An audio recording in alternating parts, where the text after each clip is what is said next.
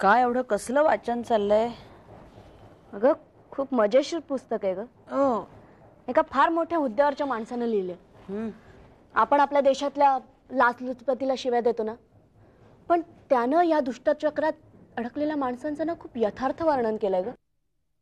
सगळे मुद्दे पटतात त्याचे. इंटरेस्टिंग आहे.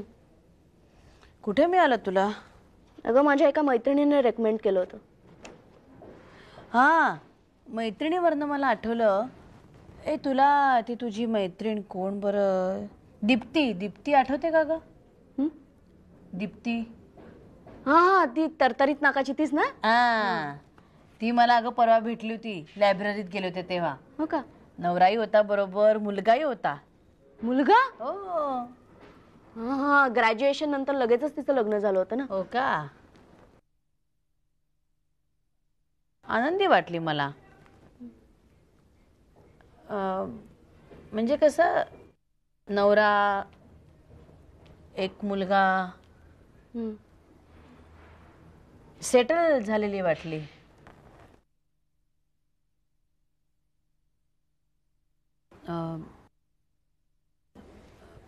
चिंगू, मी का म्हणते की आता तुलाही लग्नाचा विचार करायला हवा.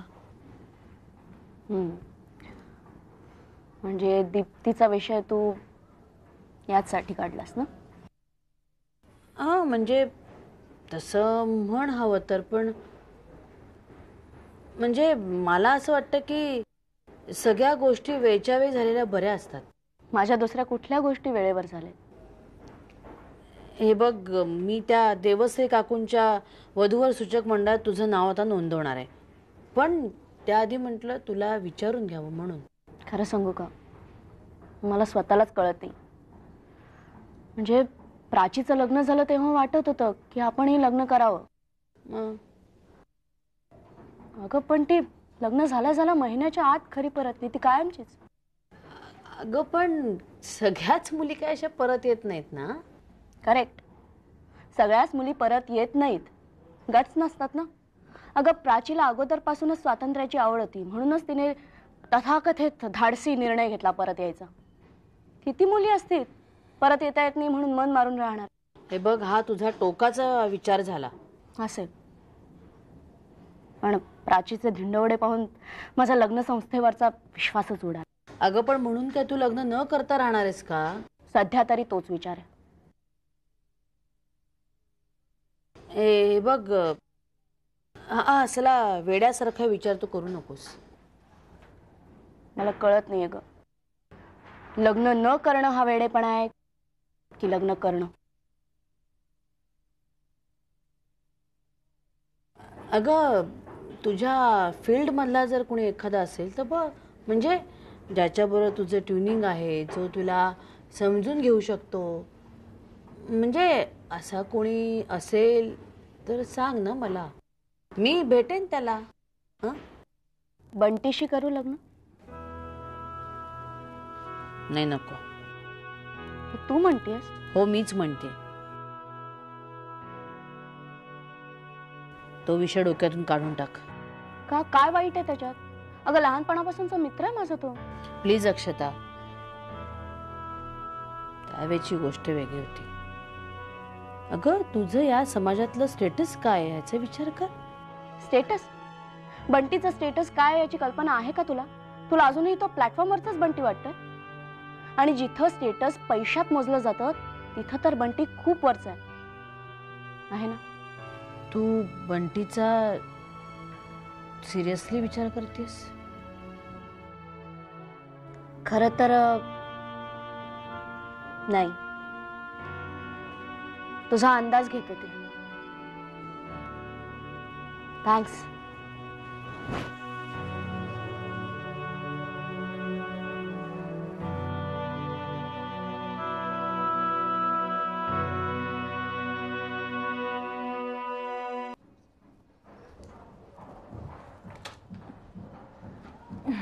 काय काय म्हणताय शेअर मार्केट? काही कसले भाव वाढलेत वगैरे की नाही? मी ते वाचत नाहीये. मग एवढ्या रात्री काय वाचतोस तू? असंच काहीतरी इकडचं तिकडचं. डोळे थकले की मग शांत झोप लागते. निशांत, पूर्वी तू बेडवर अडवा झाला झाला घोरायला लागायचास, आठवतंय? आत्ताही मला अगदी शांत झोप लागते. परवा डॉक्टरना सुद्धा मी हेच सांगितलं. तर तू मला या गोळ्या खायला लावल्या असतेस, याची मला अजिबात आवश्यकता नाही. निशांत, इतकं करवदून बोलायची काही गरज नाहीये. गरज आहे अनु. आत्ताही मला तू औषधं द्यायलाच आलेली आहेस. व्हाय डोंट यू अंडरस्टँड? निशांत, औषधं तर तुला घ्यायचीच आहेत आणि मला डॉक्टरांनी सुद्धा अजून ती कंटिन्यू करा. मूर्ख आहेत ते डॉक्टर, काडीची अक्कल नाहीये त्यांना. अरे त्यांना काही हौस आहे का तुला एवढी औषधं द्यायची? निष्कारण औषधं देतात का तुला ते? हो, कारण तू भरपूर फी देतेस ना त्यांना. या औषधांनी मी बरा होणार आहे हा भ्रम आहे तुमचा. भ्रम? कसला भ्रम? हाच की या औषधांमुळे मी बरा होणार आहे. एकतर मला काहीही झालेलं नाही आणि तरीही मी औषधं घ्यायची. बरं, जर मला काही झालं असेल तर ह्या औषधांनी ते बरं होणार नाही. हे बघ, आत्ता तू माझ्याशी कसलाही वाद घालू नकोस, कळलं? कारण तू मला वाद घालायला लावतेस. तुम्ही दोघं मिळून मला वेडा ठरवणार आहात. हे बघ, तुला कोणीही वेडं ठरवत नाहीये. तू मुळातच हुशार आहेस. हा, आता फक्त तुझ्या हुशारीला ग्रहण लागलंय, नैराश्याचं. आणि ते ग्रहण या औषधांनी उतरणार आहे असं कोण म्हणतं? डॉक्टर म्हणालेत की नैराश्य हा सुद्धा एक प्रकारचा मानसिक आजार आहे. मूर्ख आहेत ते डॉक्टर, काडीची अक्कल नाहीये त्यांना. हे बघ, तू ओरडू हे बघ, नकोस, मी तुला please. शेवटचं सांगतोय, मी या गोळ्या घेणार अरे नाही. पण सारखं मी आतमध्ये अभ्यास करतेय, मला कटकट होणार नाही असं प्लीज हळू बोलाल का तुम्ही? घ्या, माझी कटकट होतीये हिला. वा, छान.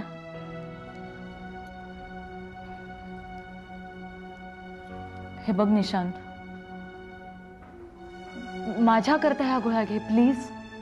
आतापर्यंत तुझ्या करताच मी या गोळ्या घेत होतो. मग आजही तशाच घे. मी या गोळ्या घेणार आहेस. तू या गोळ्या घेणार आहेस. आणि तुला जर मी तुझं वाईट चिंतत नाहीये असं वाटत असेल तर ह्या गोळ्या घेशील तू.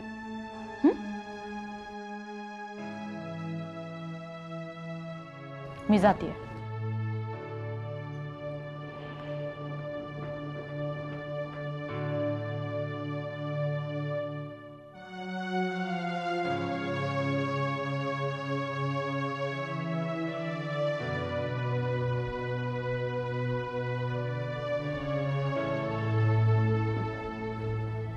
आई अगं काय हे, रोज तेच वाद, तेच विषय, तीच औषधांवरून कटकट. याला अंत नाहीये का? अगं बाबा कधी बरे होणार आहेत? लवकर बरे होते. आपण फक्त डॉक्टरांवर विश्वास आणि परमेश्वरावर श्रद्धा ठेवायची बास. बाबा नक्की बरा होईल. मला नाही तसं वाटत. मग मला त्यांचंच म्हणणं पटतं. तुम्ही का त्यांना औषधं घ्यायला लावता? आणि हा परत विचार सुद्धा आणू नकोस मनात. तुझ्या बाबांनी परत आपलं घर, आपले कारखाने सगळं सांभाळायला पाहिजे. आणि त्याकरता एक पहिलं पाऊल, दुसरं आणि तिसरं पाऊल उचलायलाच हवं ना? आई अगं पण त्यांच्यात रस्ता क्रॉस करायचा हे कॉन्फिडन्स नाही उरलाय आता. म्हणूनच त्याने औषधं घ्यायला पाहिजे. बाबा नक्की बरे होतील.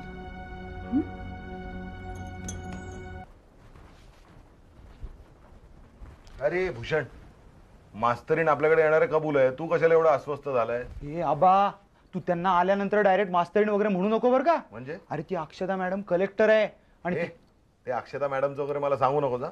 माझ्या ढोपऱ्या एवढ्या होत्या तिन्ही मुली, तेव्हापासून ओळखतो मी त्यांना. हा, अक्षता मी म्हणजे काय? नाही, तुझ्या सामाजिक वजनाबद्दल मला काहीही वाद घालायचा नाहीये. पण मला तुला फक्त एवढंच सांगायचंय आबा, तुला सांगतोय. अरे ऐक रे बाबा. अरे ऐकतो ना मी, सांग ना तू. त्या आल्यानंतर तुझी गॅरेजची भाषा बंद कर. का? अरे मी त्या कलेक्टर मॅडमला बोलवायला गेलो आणि त्या लगेच होच म्हणाल्या की मला कल्पना नव्हती याची. अरे तिचा बाप पण येईल, त्याला तो जिवंत असता तर तो पण आला असता. बरं काय किती वाजता येणार आहे ती? 12 वाजता. 12 वाजता? मास्तरीण जर म्हणाली असेल ना 12 वाजता येते तर बरोबर 12 वाजता येईल. आणि 1 वाजता जाते असं म्हणाली असेल तर बरोबर 1 वाजता जाईल. भयंकर शिस्तीचं प्रकरण आहे ते. 1 वाजता? मग ए बाबा तू बस. तू तिला आमंत्रण काय केलंयस? काय नाही, मी मॅडमकडे गेलो, त्यांना सांगितलं अक्षताताई आल्याचं कळलं. आबालाही तुम्हाला दोघींना भेटायची खूप इच्छा होती, तर त्यानिमित्ताने उद्या जेवायला घरी या, म्हणजे गप्पा पण होतील. वा छान. मग मग काय नाही, त्या दोघी म्हणाल्या येतो. नंतर आजीच्या आठवणी काढून गप्पा मारत बसल्या होत्या खूप वेळ. भूषण तुला आठवते का रे आजी? मला कुठली रे आठवते आबा, केवढा लहान होतो मी त्यावेळी. किरण आणि पल्लवी गेले तेव्हा तरी तू कुठे मोठा होतास. मोठा तू आत्ता झालायस भूषण. मला नुसतं नावानी मोठं व्हायचं नाहीये रे. बर. मला माझी एक अशी पोझिशन बनवायची, म्हणजे मी काही जरी बोललो ना तरी सगळ्या लोकांनी नजरा माझ्याकडे वळवल्या पाहिजेत. मी नुसता थोडासा हल्लो तरी सगळे धावले पाहिजेत. अरे आबा त्या आल्या, काय करू सांग ना मला, पटकन सांग. 1 मिनिट मी सांगतो तुला. तू अजून थोडासा नट्टापट्टा करून ये जा. हे काहीतरी काय विनोद करतो रे आबा. बरं त्यांच्या समोर माझं कौतुक वगैरे कर बर का तू. ते करतो मी. दार उघड तू. हा या मॅडम. आहे का तुझा आबा? हो आहे ना. ये ग. हा ये ये ये मास्तरणी ये. ओ या या या या. आणि हे काय चिंगीला नाही आणलं बरोबर? अरे आणि ह्या कोण? ह्या चिंगी मॅडम. हो का? म्हणजे मला कळलंच नाही. म्हणजे अक्काच्या मागे चुरू चुरू बोलत धावणार आणि असं नाक पुसणारी ती ही चिंगी? म्हणा काका. नमस्कार करते. हो हो हो आयुष्यमान भव. संस्कार विसरलेले नाही अजून. बर बसा बसा बसा. बस ग. बर काय ग तुझं काय एवढं मोठं शिक्षण झालंय की आमचे हे चिरंजीव तुला अक्षता जोशी मॅडम वगैरे म्हणतात? आई सांग ना म्हणा काकाला माझी मस्करी नको करू म्हणून. अगं जग बदलेल पण तुझा मन्ना काका कधीही बदलणार नाही. खरंय तुझं. या मुलांच्याकडे बघितलं की असं वाटतं जग किती पुढे गेलंय. नाही आपल्या वेळी आपण एकदम साधे होतो. तू काय, जया काय, शरद काय. मन्ना जाऊ दे ना, कशाला उगीच आठवणी काढतोस. त्या आठवणी छळतात आपल्याला, दुसरं काही नाही. अगं वयोमानापरत्वे व्हायचंच असं. हा मन्ना, आज मात्र तू एक काम करायचंस. हा म्हणजे ते माझ्या अगदी चांगल्या आठवणीत आहे. जेवायच्या अगोदर एक गाणं म्हणायचंस मन्नाडेचं. काय धचकतोस काय तू? त्याला माहिती नाही की काय? तुझा आबा कॉलेजमध्ये फेमस होता, मन्नाडेची गाणी म्हणायचा. अरे म्हणून तर त्याला मी मन्ना म्हणायला लागलो. अरे तुला गंमत सांगू का? सांगू काय रे? अरे त्याच्या गाण्याच्या प्रेमात पडली होती एक मुलगी, लग्न करायला तयार झाली होती. हे काय मला सांगितलं नाही सांग तू. पाहिलंस? आणि तुला वाटतं मी म्हणजे अरे तुझं गॅरेज काय म्हणतंय? डीलरशिप वगैरे? फर्स्ट क्लास चालू आहे. नाही नाही चाललंय सगळं फर्स्ट क्लास. पण साहेबांच्या डोक्यात हल्ली काहीतरी वेगळेच विचार आहेत. आबा अगं मास्तरनी राजकारणात जायचं म्हणतोय तो. अरे जाऊ दे की मग. अगं जाऊ दे काय, गॅरेज आहे, डीलरशिप आहे, आता हे राजकारण सगळं झेपणार आहे का याला? सगळं झेपेल. आता अक्षताचं बघ, तिने मनाशी एकदा ठरवलं, केलं की नाही, मिळवलं की नाही यश तिनं. तिची गोष्ट वेगळी. आई आपण इथे जेवायला आलो, माझ्या कौतुक समारंभाला नाही. हो ग बाई. नाही मी तेच म्हणणार होतो. नाही म्हणजे तुमचं कर्तृत्व खरंच कौतुकास्पद आहे, पण आपण जेवून घेऊया. नाहीतर गप्पांच्या नादामध्ये तुम्ही न जेवताच निघून जाल. अरे मी सपाटून जेवणार आहे. आणि तुझं असं काय रे? नाही हल्लीच्या तरुण मुलांना एकतर सिनेमा किंवा सिरियल मध्ये चमकायचं असतं किंवा कम्प्युटर मध्ये करिअर करून परदेशीत जातात ते. तू हे राजकारण काय काढलेस? कसं आहे मॅडम, आपल्या देशात लोकशाही आहे आणि लोकांची मतं सिद्ध करायला त्यांच्याकडे निवडणुकीची शिडी आहे. सुशिक्षित पांढरपेशी माणसं आयुष्यभर राजकारण्यांना शिव्याच घालत आलीत. त्यात एखादं जर माझ्यासारखा राजकारणात पडला तर मला असं वाटतं की या लोकांचा दृष्टिकोन बदलेल. तू राजकारणात नाव कमावण्याआधी जेवून घ्यावं. का राजकारण्यांकडे जेवायचं नाही असं ठरवलंय की काय तुम्ही? छे रे, आपल्या देशात राजकारण्यांशिवाय श्वास घेणं देखील शक्य नाहीये. बरं आता काय गप्पाच मारत बसणार आहात का जेवायचं आहे? नंतर जेव रे. तू आधी गाणं म्हण बघू. गाणं? हे आता ह्या वयात कुठली गाणी आठवायला ग मला? मन्ना, मी तुला आठवण करून देते. कुठलं ते? हा, जिंदगी जिंदगी कैसी है पहेली हाय, कभी ये हंसाए कभी ये रुलाए, जिन्होंने सजाए यहाँ मेले, सुख दुख संग संग झेले, ए जिन्होंने सजाए यहाँ मेले, सुख दुख संग संग झेले, एक दिन सपनों का राही चला जाए सपनों के आगे कहाँ जिंदगी.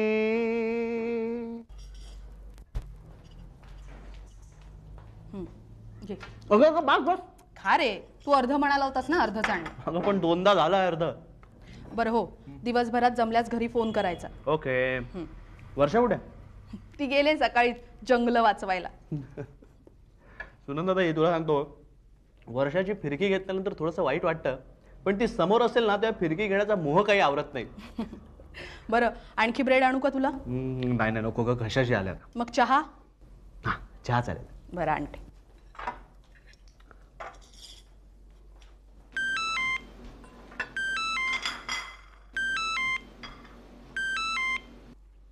हॅलो, या स्पीकिंग. या वन सेक. या tell me the number is. Okay. या थँक्स. या डेफिनेटली.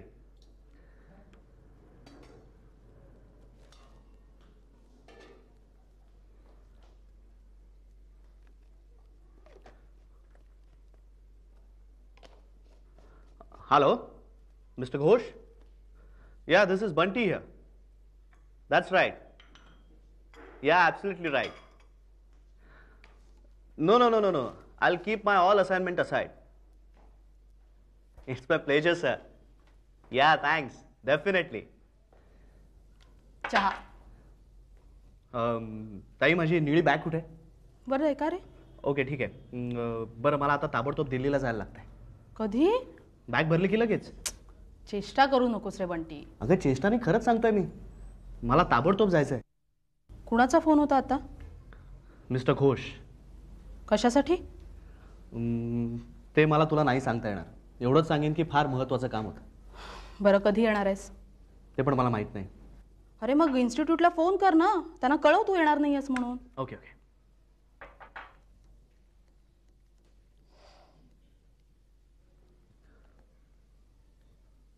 हॅलो, हां मी बोलतोय. हे बघा, मला ताबडतोब आता बाहेरगावी जावं लागतंय. नाही, माझं पर्सनल काम आहे. माझ्या मते तुम्ही सगळं तिथे मॅनेज कराल. ओके, या बाय. मी आल्यानंतर फोन करतो. Okay, bye. बरं, कुणाचा फोन आला तर काय सांगायचं? कुठे गेलायस? बाहेर गेलोय म्हणून सांग. दिल्लीला गेलायस म्हणून सांगू? नको ग बाई. बरं, कुणाला फोन करायचे? हां, अक्षताला. तिला मी भेटणार होतो. तिला फक्त कळव की मी नाही भेटू शकणार, मी कुठेतरी बाहेर गेलोय कामाला. मग तिला सांगू का तू दिल्लीला गेलायस म्हणून? नको. बरं, आणि हो, दिल्लीहून मुंबईला फोन लागतो. वेळ मिळाला तर फोन करा. हो, जमलं तर करे. चल, मी बॅग भरतो लगेच. नीट जा. वेंधळा मुलगा आहे ना हा. बघितलं, इथे नंबर लिहून ठेवलाय 9820. काय रे असं?